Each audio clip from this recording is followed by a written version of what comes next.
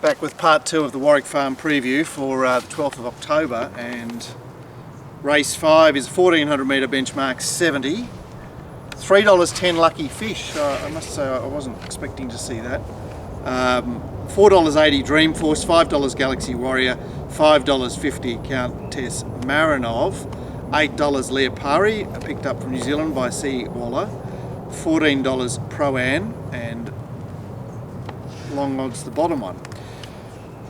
Well, there are a few to go forward here. I mean, Lucky Fish has trialled since he played Cutthroat in a Saturday race last time. I imagine he's part of the van. Pro-An is drawn out to go forward. Galaxy Warrior wants to be part of it, and Dreamforce definitely part of it. Can you go first here, Mark? What have I got to go with? Look, I thought Dreamforce was very brave at Kembla last time. I know that's 2 wins at Kembla. Hit the rail as well, got unbalanced and still won. And Countess Marinov, I thought, raced out of her comfort zone the other day and will do better. Jay Collett perfect there, just off the speed. This is a little bit like Lead Me Astray on Saturday. What? Well, I hate highway form, but this thing has franked it by winning Wednesday race. I think number 3, Galaxy Warrior, is a really good bet here.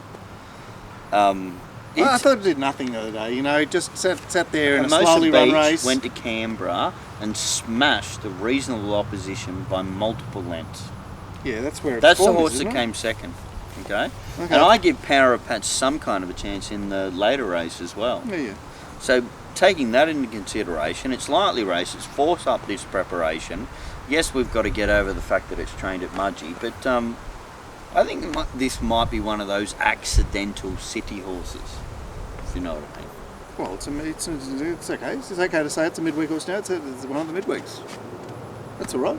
It's $5 tomorrow, Mark. Yeah, it's $5. There's 4 horses at $5.50 or shorter. Yeah, but Lucky Fish is a failure. I think when it went back Mark to trial, you know, he's ready to fire in town. His one win was what? Well, an active got it wild. Yes. So you have to be against that. I mean, I sort of half went looking for Lucky Fish in this race, and then I just thought, well, don't overthink it. Galaxy Warrior is the one that actually has the forms. The only thing that concerns me is the second to Grange Rouge, which wasn't franked on Saturday, was it? But that was on a heavy track. No, it's raced outside the lead, and Grand Rouge had a perfect set on it. I have Lucky Fish 4th pick, so I'm certainly, you know, I'm there with Galaxy I think Warrior. you just quite clearly announced your lay of the day there. No, because 4th pick isn't bad enough to be a lay of the day. Even in a field of 4. So who are you going here for? I think Galaxy Warrior just stamps itself. I'm a little bit scared of Dreamforce. Yeah, what else is there? Countess Marinov. I've already mentioned that to you. That's race 5. That's Melbourne form. What do you mean? It's one at Warwick Farm over 1400, just like your boy. Yeah, I know. Huh? Race 6 is a fillies and mares race, this time over 1300, and I'm quite keen here. The market reads Francais at $4.60, equal with Sweet Redemption at $4.60. $6 Nassac, $6.50 Ultimate Dreamer, $9 Zelda, $10 Heir Apparent from that scary Not on the Roulette Wheel Anthony Cummings yard, $17 Bella Galliano, and it pretty much sees us out. God, I'm prepared to go first here because I thought the Sweet Redemption has returned well. So you just nicked it off me. Yeah, I knew. you knew. You saw my notes, and you just I didn't even see your notes. Didn't even see your notes. Should mention that Nassac is a chance to go to Gosford, and I want Nassac to run here because I think it'll give us another 20%. But anyway. Yeah. Okay. Is there anything else to say? Francais has to be a chance. Why? Waller Yard won its trial. Doesn't normally do that. Even though it's actually be better suited over a longer distance, it has to have a blowout chance. Yeah, sure, but it's favourite. Equal favourite. Well, I'm not saying I'm going to back it. I'm just saying it's a chance to win. Those 2 trials, 2,000 metre trials, they were very impressive against some serious horses.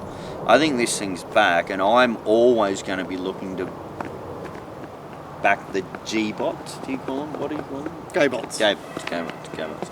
I think that's a stable that's going to show some serious form in the future. Look, the only thing that concerns me is I'd prefer her drawn out a bit further. Il Mio Destino will be part of the fray here from a wider gate, but I suppose there isn't actually that much speed. Obviously, Nassac is an on-pace Kobe runner here. Janner's on fire as well. Oh, he's riding like oh, how easy is this? That's race 6. Race 7 is a more complicated mile race. Benchmark 75, and Tatouche. No, can't be true. Tatouche's favourite. I know. I saw that. I was just so surprised. It's just like we've been trying to back this thing for so long, and I think it was longer odds and a better chance earlier on. Oh, he's third up tomorrow. He's primed. Tatouche is primed. $6 Montauk. There are a few money munchers here. $6 Power of Patch. $8 High Opinion, who I have a high opinion of. $8.50 New Tipperary, $9.50 Zorcan, $15 Bentals, $15 Royal Jackpot, $17 Reby the Red. And I should mention the roughie of the field, Shamaniza, is some hope there. I think it's over the odds at 26. Yes? 1600. It's what, cutting you out? Sort of getting I really struggle with this race. There's a 100% possibility that I won't be betting in this race unless I see quite a large odds on a particular horse that I might have a mild interest in. But enough Montauk, is it a myth of a horse or not? It was spruiked when it was younger. I know, it's scratching. Zorcan, better run than Montauk last start out of the same race. Was it? No, yeah, it was. Right? No, it wasn't. I'm wrong. Jeez, this one, when you get me doing the show so late at night, I'm struggling here. New Tipperary was in the same race as Montauk. Was a better run than Montauk. Yeah, that was on. And has a chance, good chance here. But some chance trained by Joe Surprise. Well, also, there's just too many horses second up in this race. Power of Patch has obvious claims, and High Opinion, I've mentioned, he's just having his second run for Chris Lees. Maybe that's why Tatouche's favourite, because he's third up. But my top selection is number 6, Power of Patch. Probably enough said. It's just an even race where I wouldn't want to be left with one here. I'd want to have a few in my corner. Stick the field in the quad. Seriously, anything can win that race. Go long, says Gord. Race 8. Now here's a race we need to talk about. It's the 1100 metre benchmark 75. Man. It looks every inch a Saturday race. This isn't a Saturday race, this is a stakes race. Well, same difference. Who is favourite? Is it Upscale or Kentucky Miss? They're both $4, I think. First hand, the unbeaten first hand is $4.40. We haven't seen him in Sydney. $7 Yuma Desert, left the boy on. $8.50 Faith's Encore, another one from that stable. And where are we heading next? I should say that he's probably incapable in a city race, and certainly a city race like this, but Petrosian at $51 did catch my eye. No chance. Which, well, it's 51. I mean, what are you saying there? It's 50s. Yeah, exactly. Yeah, you're not saying anything. I'm saying I'd want 70 to 1. 5 horses. There's only 5 horses that can win this race. To be honest, actually, Petrosian, I'll give you 500 to 1 right now. Do you want to have a bet? Yep. How much? Just $1 billion on it, 500. So yeah. You know, but if it lobs, I'm covered for all future There's bets. no way one of these 5 horses isn't such a serious horse that it wins the race. Yeah, so which one is it?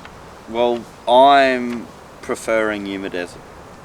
So you're preferring I'm doing the reverse yet again. I've done it earlier on in the program. It only had a 700 metre trial, and it was a really good run, first up over 1100 metres to come second. So I'm saying it wasn't ready first up. I'm saying it's ready now. The only thing I have a problem with is the fact that they've actually put the same jockey on yet again. And it's got to come up against 4. The others are 4 last start winners. And doing some serious stuff. But I got to automatically pen Kentucky Miss because it comes back from Melbourne. Trialled? Yes, but that's it. It's got star turn beside it. That's It's got star turn beside it. It's got fantastic form behind it. I don't know whether I'm actually necessarily going to be betting in this race, but this is just the way I actually handle things. First hand, 2 wins. Last one was in Moonee Valley, and I thought that trial it did against Maher and Defcon. That sounds fantastic, beating Maher and Defcon. But I don't think it was as impressive as people make out. The one that I'm actually really scared about is the lightly raced Chris Lee's filly. Course and mare. distance winner, upscale, but does go, was it gun, is it Shin? It's Shin to Reef. Shin to Reef, which we got into trouble with on Saturday, but I'd say that would be my second selection. And then I have half a question mark about Face Encore. I'm going to say that after all that, I'm with Yuma Desert. So after all that, but what a beautiful race it is, isn't it? And Faith's Encore, I think, is. So what are you about to say about upscale going up on the inside there? Like, yeah, there was a 5 metre rail. I wasn't unhappy with it going up there. I'm scared about opposing it because it's a course and distance winner, but. No, but a Gap Super Maxi, who's since come out and been quite dominant as well. At Canterbury. Look, this is a hot field, you know. It's not good enough. It's not good enough to say that that stamps it. I'm not there. But look, it's a cracking race to end a fairly interesting card. Now, on the site, you will notice we've got nothing for Mick tomorrow, but we do have a product for Saturday.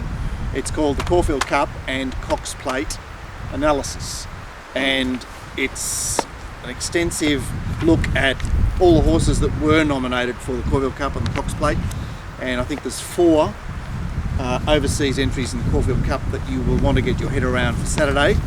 So, and you want to see the overs on offer. I don't do early betting, so it's not my expertise. Yeah, well, it's not. So it's final field now. So Yeah, it's perhaps. But anyway, look. There's still overs there. Just to get an early insight, an insight sort of 4 days out. So have a look at that. That's only $10, and it's got a wealth of information about every. Well, in fact, it compares horses that are lining up in the Caulfield Cup and the Cox Plate. And I think it's a good angle as far as playing totaliser bets are concerned. Okay. More exotic results. It's like a dossier, so it's only $10, and honestly, you'll be surprised at how much information is in there, and you can purchase that on the site. Meanwhile, we'll be back on Friday. What's your bet of the day? That is a good question. Well, you go first while I look. I'll go Western. Jesus. Jesus. Western. I know. I'm just throw up the stumps there. Sweet Redemption. Bum bum. Yeah, I know. I had to leave that one for you. Oh, thank you. All right, see you guys. See you guys.